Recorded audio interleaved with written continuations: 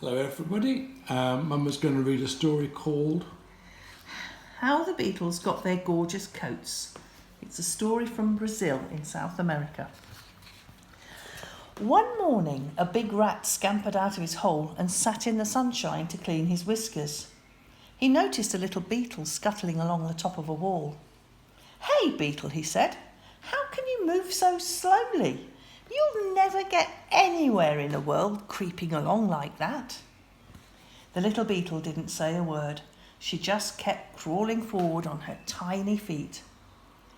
I bet you wish you could run like this," cried the rat, and he darted off at great speed to the end of the wall and back again. Meanwhile, the beetle had hardly moved at all. The rat shook the dust off his tail. "That's how to get somewhere," he chuckled. "What a pity you'll never know how it feels to move fast like me." "You certainly can run fast, rat," said the beetle. But she'd been taught that it wasn't polite to boast, and so she didn't mention the things that she could do well. Nearby, on the branch of a mango tree, sat a green and gold parrot. She'd been listening to the exchange between the rat and the beetle with interest. "Why don't you challenge the beetle to a race?" she said to the rat.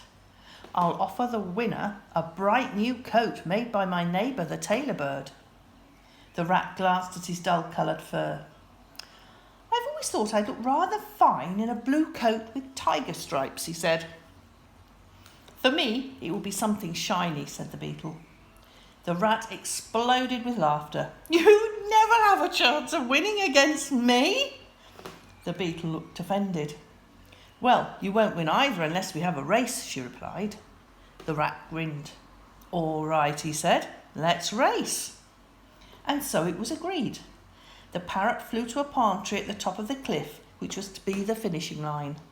When she gave a loud squawk, the race began. The rat scooted off as fast as he could along the cliff path. Halfway, he realised that he didn't need to hurry, so he slowed down a little to catch his breath. "Why tire myself out?" he thought. "That beetle will still be scuttling along at sunset. It's hardly worth racing her at all." But then he thought of the fancy new coat he would win, so he took off again at top speed, eager to claim his prize. However, when he reached the palm tree at the top of the cliff, the rat couldn't believe his eyes. There was the little beetle sitting beside the green and gold parrot. "How did you get here so fast?" he gasped in disbelief. The beetle drew out the tiny wings from her sides. "Nobody mentioned any rules about running," she said, "so I flew instead." The rat stared in astonishment. "I didn't know you could fly."